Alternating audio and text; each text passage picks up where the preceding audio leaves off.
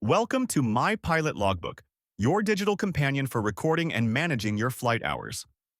In this first tutorial, I will guide you step by step, from creating your account, to logging in, and finally to the dashboard, the starting point of the platform. Let's begin with registration. On the Signup page, carefully fill in the required fields.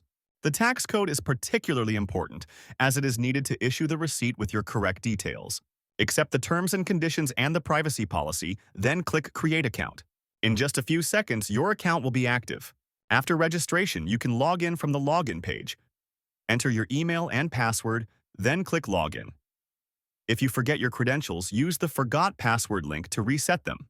Once logged in, you will find the dashboard, the starting screen of your experience. Here, you'll see a personalized welcome message and a summary of your last recorded flight. In the center, you will find the Quick Access buttons.